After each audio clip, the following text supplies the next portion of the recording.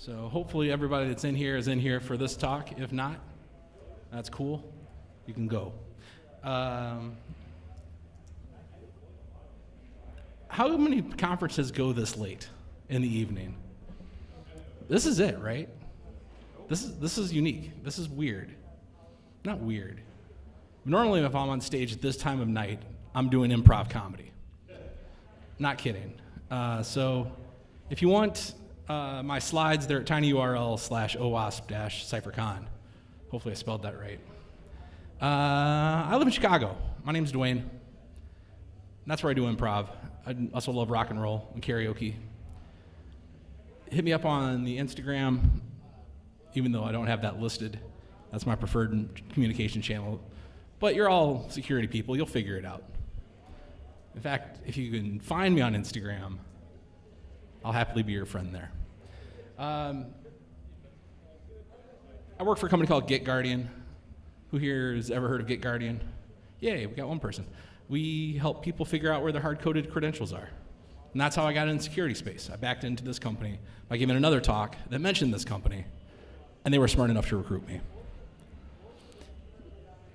So this is a talk about OWASP. And who here is a member of OWASP? Awesome.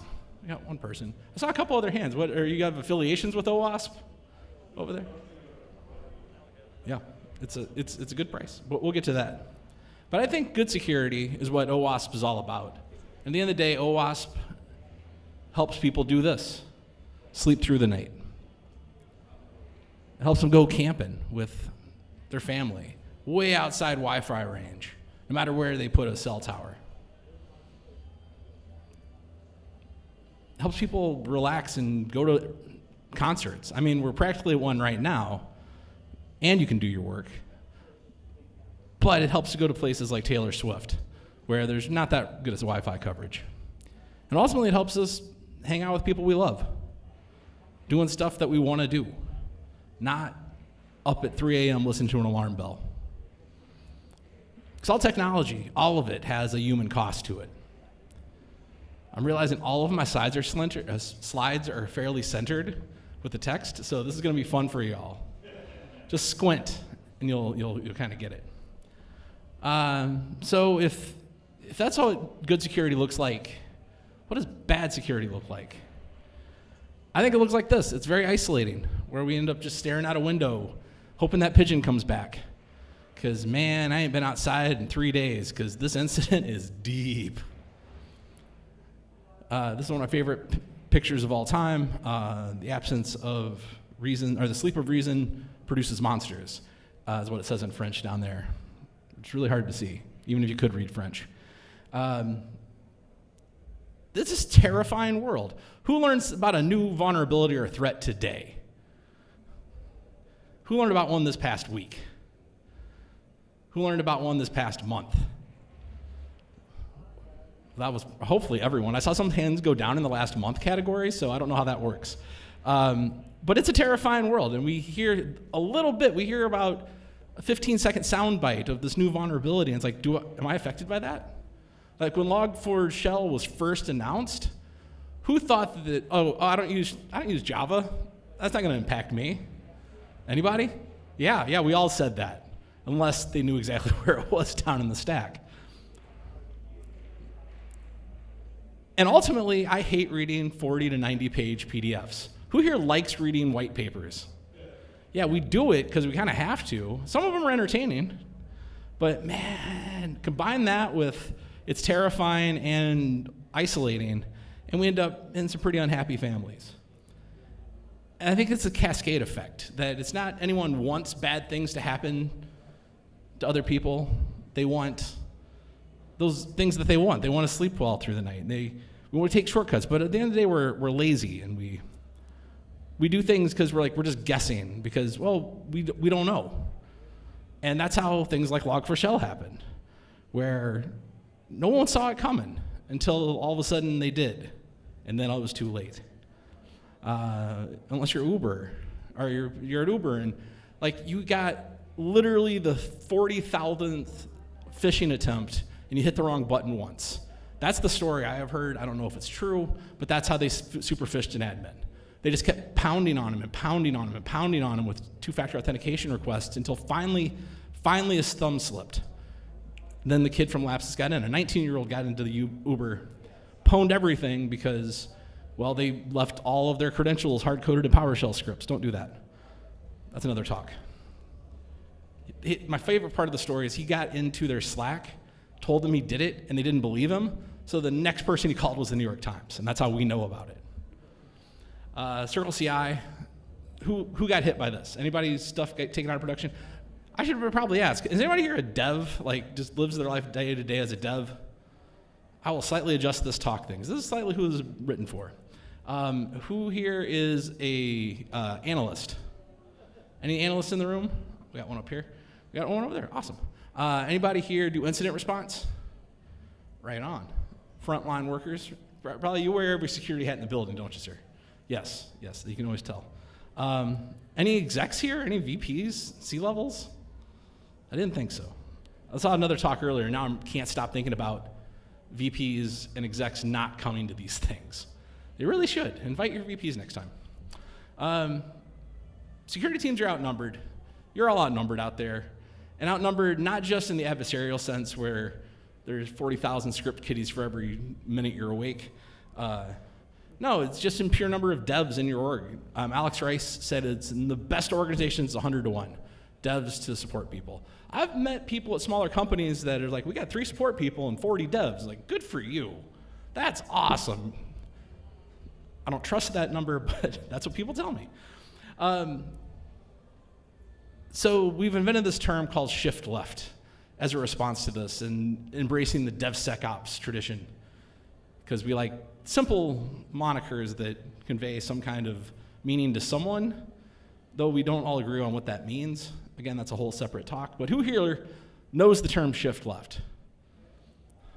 All right, that means we're going to take the security and we're going to push it to the left in the if you lay out the software development lifecycle, the process from planning to all the way to production, and we're going to put the security not at the end, we're going to shift it left. Who here likes the term shift left? I've never had a single hand go up for that in 4 different talks. I've asked that. What? Oh, developers love it because they get to wear the security hat. That's how a lot of people interpret what shift left is. Like, oh, we'll just throw our security burden on this developer, and they got to figure it out from here. But how do security people keep up with what's going on with vulnerabilities? Anybody would disagree with this list? No. And then another PDF that comes out, and then another PDF that comes out, and then another PDF that comes out, and then another PDF that comes out, then another PDF that comes out. And that's how we stay up to date, because that's how the reports work. And devs ain't got time for that. The most terrifying thing I was ever told since I started working in the security field was security is not the last thing developers think about, because they don't think about it. Because they got everything else. They're fighting Kubernetes, for God's sake. Like, I don't know if anybody ever here has run Helm. Yeah, it's not fun. Some people like it, but it's just really complicated. And it takes so much mental exertion to remember what that variable even does when you're debugging something. Wow, my slides messed up somehow, miraculously. I swear this looked right on my screen before I started. But from the business perspective, this is what the security cycle looks like. We got to act right now because we have a security incident, and security's got to be our top priority, or our posture's got to be perfect. We're going to get audited. And they focus on security for a minute. And then, hey, wait a minute, we can't get enough features out fast enough. We're missing some deadlines. Sales needs this out the door yesterday. And we just keep in this vicious cycle. I think execs are getting better at this overall over time. I heard a promising number that it's up to 2% of board members have some kind of security background. That's up from nothing, literally. So, we're moving in the right direction. We just got to get there faster. And yeah, there's a tool for that. If you can figure out exactly which one you need, and if you can cut through the vendor BS. I work for a security vendor. I work in marketing for that vendor. I can tell you what exactly we can help you with, but you got to talk to me to do that, or figure it out on your own. You even need to talk to me. Every one of these companies, there's people like me. There's sales folks, there's marketing folks that want you to use their product. so much, we're willing to have that conversation with you. But there's only so many hours in the day. And again, devs worry about this stuff. Security folks, wow, we got a lot to worry about to get this stuff. So one of my favorite quotes from all of literature, who here has read Alice in Wonderland and Through the Looking Glass? If you haven't, pick it up. It's an amazing couple books full of math jokes. But yeah, if we want to stay in the same place, we got to run as fast as we can. If we want to get anywhere else, we got to go twice as fast. And that's the pressure we're all feeling out there. So isolating, scary, and just kind of raw and boring at times.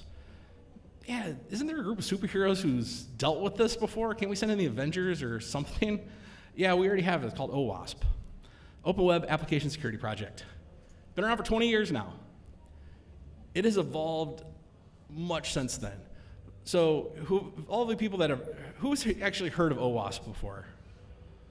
Who associates it with like old school security?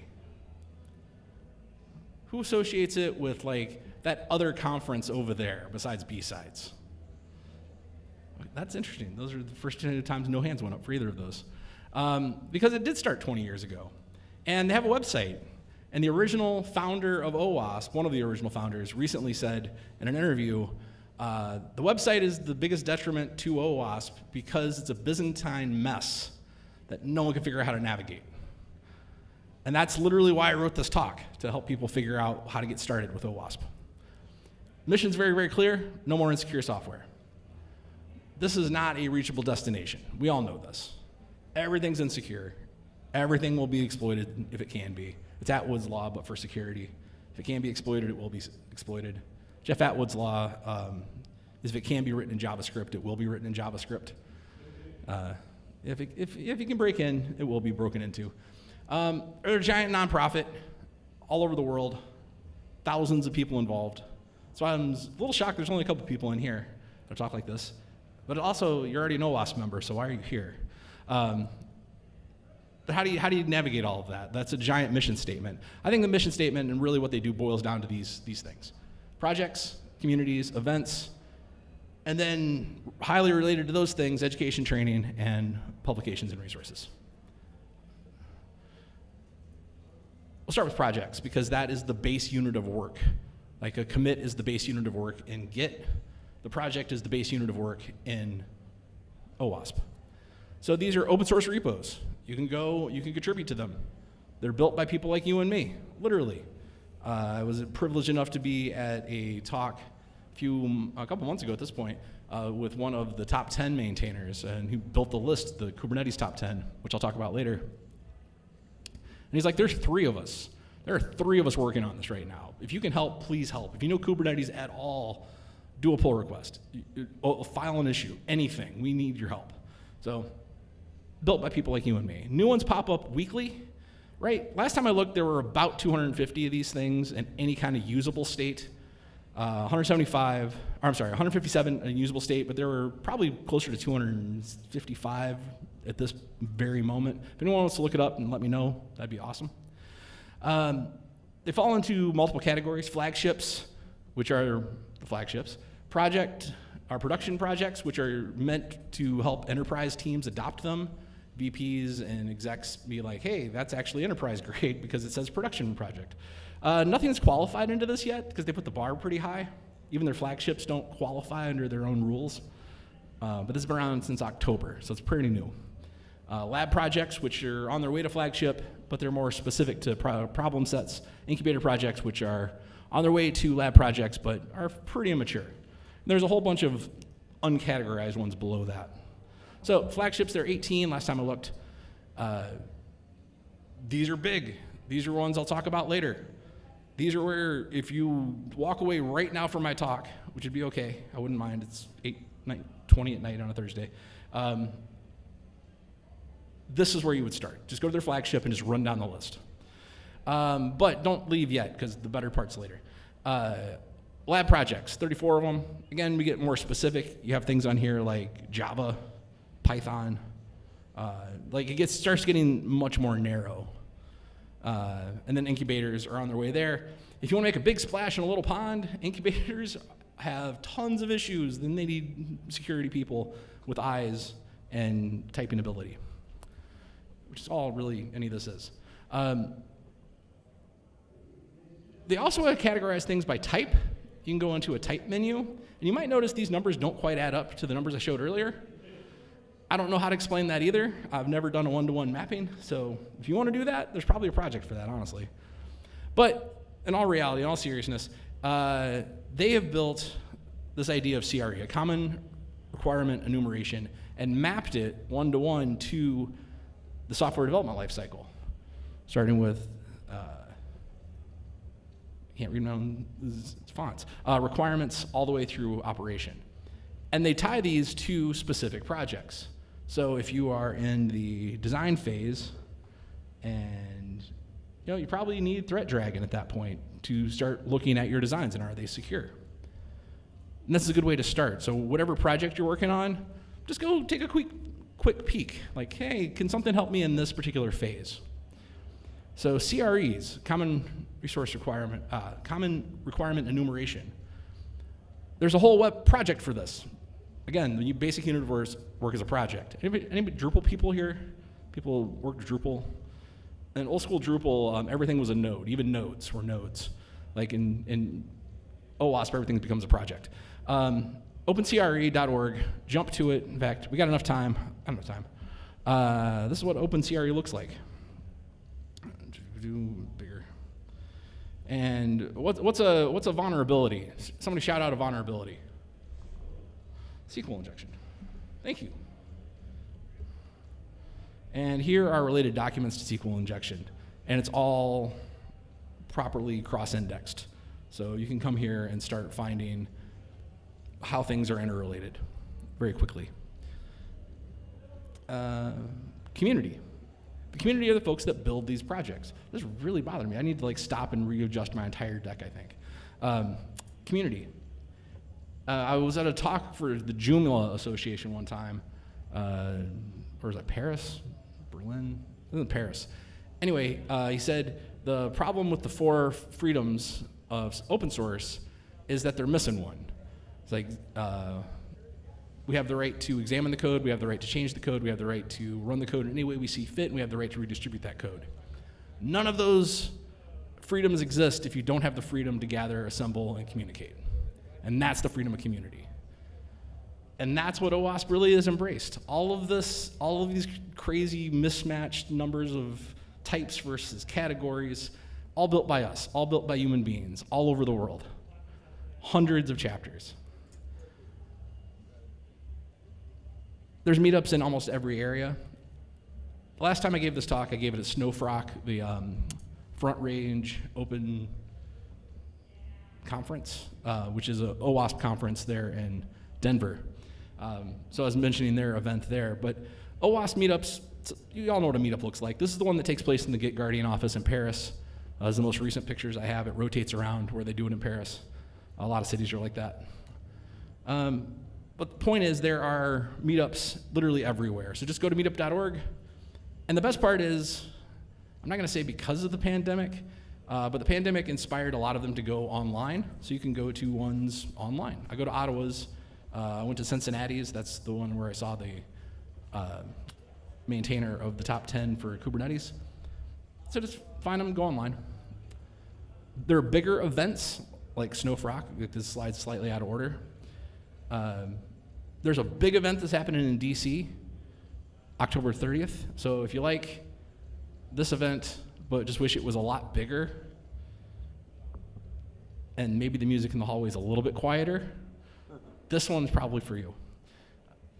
Education or training. Again, all of these things go back and become projects for the most part, except for the next one I'm about to show. But if you just Google OWASP education or OWASP training, you'll find top 10 lists literally out there all over the place, all sorts of links.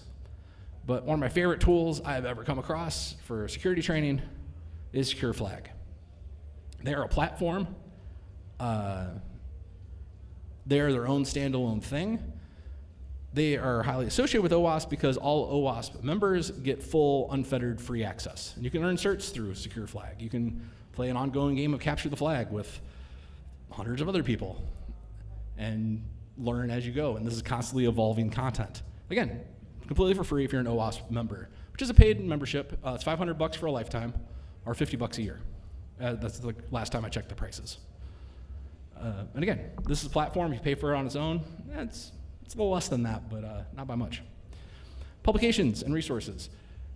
If you want to buy a paper book, there are paper books people printed out, and you can buy dead trees and read words off of those. But most of those words came from PDFs that also came out of projects. All goes back to GitHub at the end of the day. All right. Byzantine mess. A lot of stuff there. How do you use this? Well, I'm not telling anyone to go off and join OWASP. I'm actually telling you, go explore the tool set, go explore the community. You don't have to be a member to go to a meetup. Absolutely not. Just show up. They'll be happy you're there. But here are the top 4 ways. I'm going to go through these. And these are, if you walk out of the room and just had this slide, you know where to get started. So the top 10s. And yes, 10s with an S.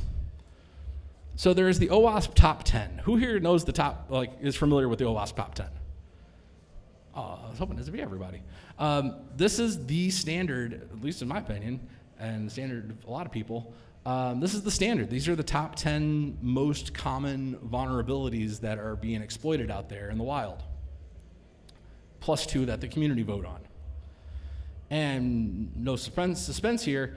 And you might notice the date there, 2021. These don't come out every year. These come out periodically. That's as much as I can tell you. It's supposed to be on a cycle. Is that cycle true? You tell me. However, the space hasn't changed that much. Like, cryptographic failures went up from number 4, I think, in the previous list. Things move around, and new ideas do get added. But unless quantum computing really takes off, the world evolves at a pretty linear rate up to a point. And then you have things like AI, which we're on a weird trajectory on. But anyway, it's a pretty good list. So if you don't know where to start with security, start here. Don't feel I have to check down the list and do everything all of these tell me. But if you're working on an application, it's like, did we get cryptography correct? Well, here's a doc for you. And there's an exact section of how to prevent those attacks, and even example attack scenarios. So there you go. There's your starting point. Even if you know nothing. If you show up at an OWASP meetup and say, hey, I was looking into this top 10 issue, I guarantee you people want to have a conversation about that. I said top 10s. There are 13 in any usable state. There are several others, but they're not in usable states, in my opinion. Some of them aren't even listed yet. They're just an idea floating out there. Again, if you want to make a big impact in a pretty small community, a small pond, go into one of these projects and start having a conversation. Like, if you disagree with the Docker list, which looks like this,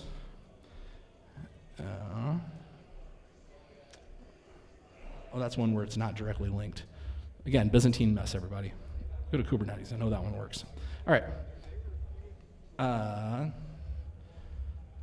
So insecure workload configuration, supply chain vulnerabilities. And you also said you weren't developers in here. So yeah, how do you talk to your developer about Kubernetes and the risks there?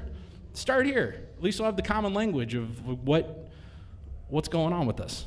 So it gives you an overview description. I can't say enough about the top 10 lists. They're awesome. But it's not just that. Cheat sheets. Another one of my favorite parts of the entire OWASP offering. If you're like me, you're pretty lazy. And you want to know as much as you can in the shortest amount of time and sound like you know what you're talking about. At least enough to start the conversation while you're furiously doing more research to try to stay up with speed. Then again, I work in marketing, so it's not anything dangerous. The OWASP cheat sheet series. cheatsheetseries.owasp.org. We'll visit it here in a second. But there's cheat sheets for pretty much anything you want to know related to cybersecurity from a high level. Will this get you to pass an audit? Absolutely not. Will it help you get the conversation going?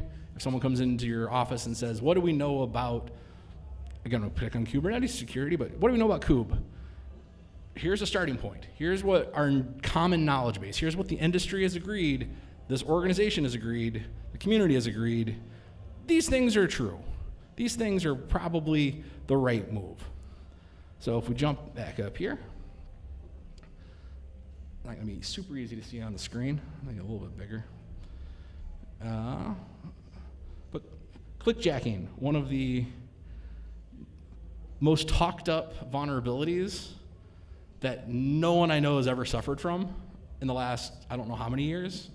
This is like something I heard about in college, that like people were vulnerable to attacks, and I didn't just graduate. So does anyone actually, yeah, I'm just curious, since we got the time, does anyone here know anybody that's actually suffered through a clickjacking attack? There you go. This is how well it worked, is we told everybody how to fix it, and they did. That's my theory. Not that people just stopped doing it. Because bots are still doing it, aren't they? Anyway, so here's what you need to know about clickjacking. Anyway, that's my point there. Goats, greatest of all time. This one's actually got a live demo part. I like how it splits right between the S and the P. It gets me every time I look over. So goats are deliberately insecure applications. They're built to be bug-free, but completely vulnerable, which sounds like an oxymoron, but I promise you it's not. WebGoat is one of the better known ones in the space, not the best known one. I got a whole next slides about that. If you're using Node, if you like to torture yourself with JavaScript, there's got Node.js is pretty good. Our Node.js Goat is pretty good. And Wrong Secrets, this is one, my company actually done a couple webinars about this because we obsess about secrets and finding credentials. Wrong Secrets tells you how to do it wrong. So if you want to see an example of how not to do secrets, you can go tear apart their source code. And all of these have training around them. All of these have plenty of documentation. All of these have communities around them that want to help. And then there's Juice Shop, which is just plain fun. Juice Shop is a fully functional, very insecure application. But we're on version 14.0 right now, and it's pretty mature. Again, tons of documentation. Go to the Juice Shop, OWASP-juice.shop, and you can download it for yourself. And this is how fast it gets up and running. Now, I don't trust the Wi-Fi, so I did already download the package, but I got Docker running. We'll fire up Docker. And now I'm going to jump to localhost.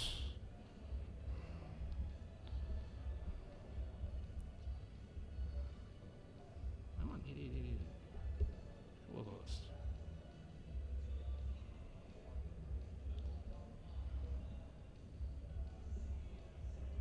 What port am I on? 3000. Duh. There we go.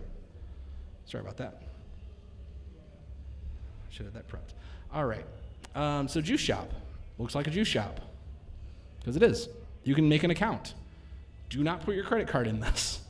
Whatever you do, please don't run this on public infrastructure. They have that in the docs. But if you find I'll give you the hint, the secret scoreboard, which they've hidden very well behind a URL. Oh wow, I've reset localhost recently because of the GitHub thing. So it knocked out all my progress. Hooray, I get to start from scratch.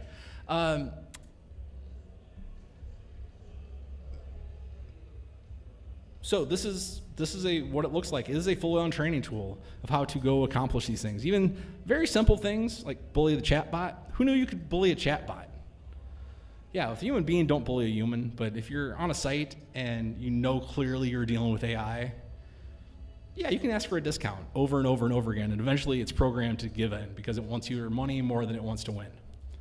The whole bunch of writing about that out there. But yeah, missing encoding, so go find the picture of the cat. These are level 1, goes all the way up to level 6. Things like, forged coupon. Forged coupon that gives you a discount of at least 80% and successfully pull it off. These are some advanced things in here. And again, all of these have, someone has demoed this out there in the world, has already gotten this working. You can run this as a capture the flag. You can run this on your own private networks, and all of that is fully demonstrated. Slideshow, that's what I want.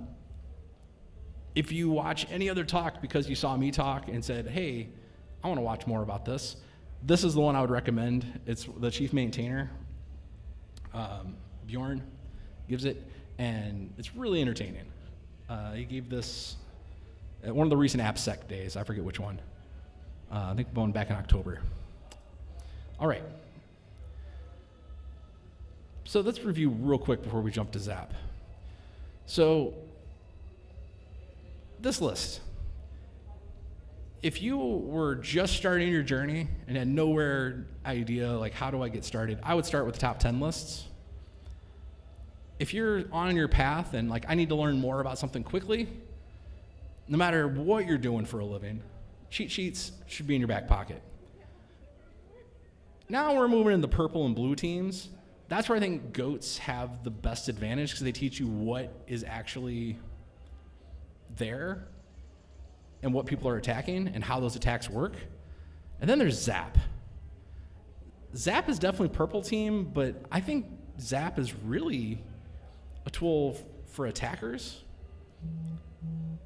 Personally, even though if you read all the docs, it really is teaching you how to make your app secure. That's the whole point of having an attacks proxy that goes and hacks your site. But if I was starting from just like, hey, I'm planning to capture the flag and I need something to just tell me what vulnerabilities exist in this thing I can hit, Zap's not a bad tool. Not that I've ever done that. But it looks like this. Old school looking. You just tell it what you're attacking, tell it how to attack it, and hit go. You can get this up and running in under 5 minutes, running in a Docker container. What I would highly recommend you start with is Juice Shop because it maps one-to-one with both docs, and it's beautiful. Up close, it looks a little closer to this. So I was like, oh yeah, Juice Shop only has 9 alerts. Yeah, but one of those has 48 deep. It's like open up that support ticket and like, yeah, this should be an easy one. And then you actually look at the screenshot they sent. And that's all they sent. I've been there. Notice it gives you CWE ID, WSAC ID. It can start sending you down the path of like, how do you actually fix this? Start sending on that. You can tie these numbers back to OpenCRE and start chasing down, what do I do about this? Zap's got issues.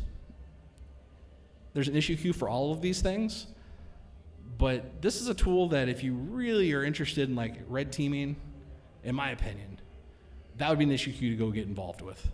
Like, did we think about this? Hey, let's add this in. That's maybe the right project for you. But again, that's my personal opinion. It's dangerous out there. You don't have to go it alone. We always want the same thing. At the end of the day, we want to sleep through the night, not have nightmares, spend time with our families. Start here. No matter where you're at in your journey, these are the 4 I think were good jumping off points. I'm a Dwayne. I live in Chicago. And I should have about 10 minutes for questions still, even with a slight late start.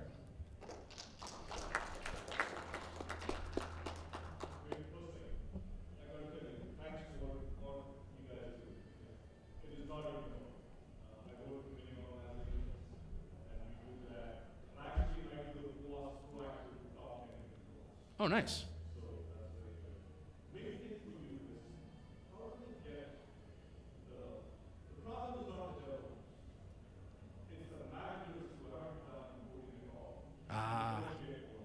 Yes.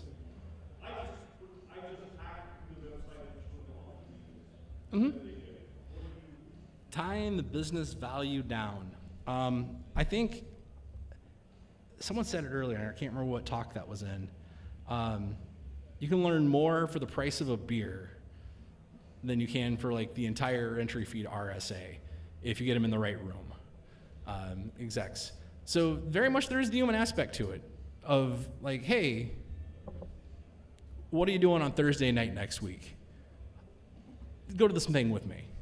Like, see how passionate people get about these things. That's why I think the community is first.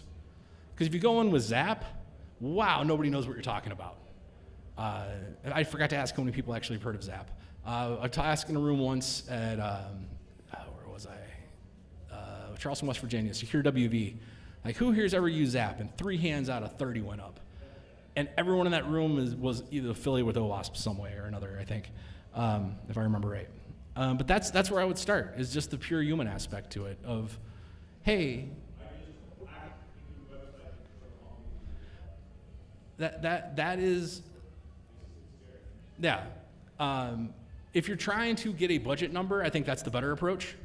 If you're trying to make culture change and trying to get, like, hey, how do we improve our overall security posture? How do we get people on board with training?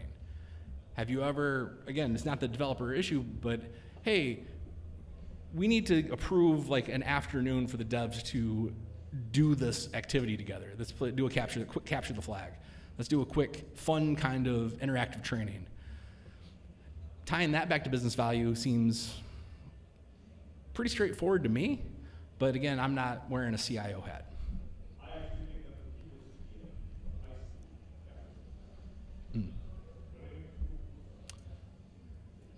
Oh, and the quick clarification.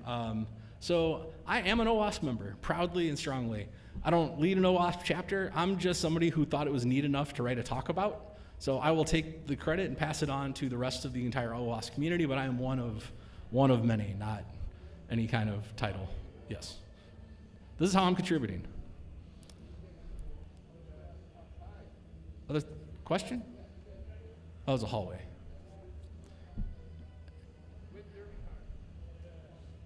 Anybody else want to see Juice Shop? Anything else about Juice Shop? Since I got it pulled up. I can't believe it reset. Maybe it's a Docker thing. All right, well, I'm not going to hold a hostage. Thanks, everybody, for coming out. Thanks for staying late.